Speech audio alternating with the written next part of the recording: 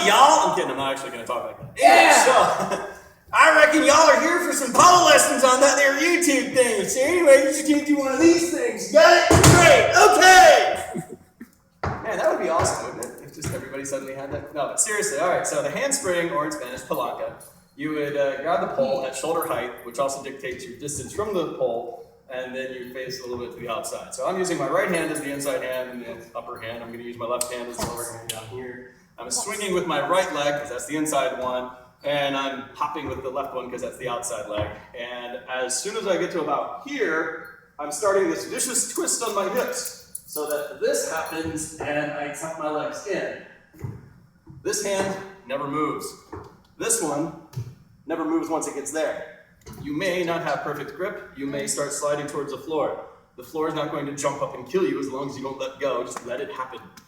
And as long as you don't let go with your hands, you can probably come back down the same way you went up. Minor variations in the noise you make. Anyway, so the point is, you can start with your hand down here, but I find that to be more difficult for first-timers because you're going to quickly find out how much abs you don't have if you do it that way.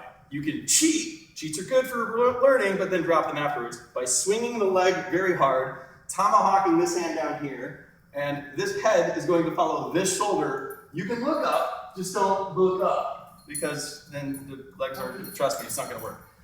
So when you come down here, head down, you look up. Remember to breathe.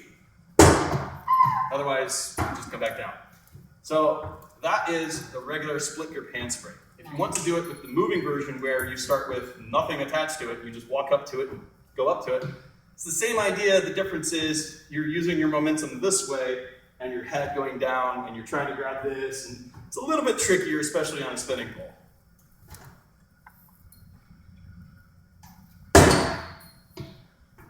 Then there's a twisted grip handspring. We're not touching that. It'll hurt your wrist. Don't do it. Then there's a front mount handspring. The front mount handspring is the opposite hand. Okay, so the outside hand is the upper one, which is still facing the side of the pole. But this one I also call the ex-boyfriend because you're grabbing him by the neck, grabbing him by the balls, reaching into his crotch and kicking him in the face. So, step forward and use this knee as your momentum. You're going to end up in the same exact pose as you would for a butterfly, only you may or may not have to use your leg on the pole. This is the go-to move for me to get into the butterfly just because I'm already there.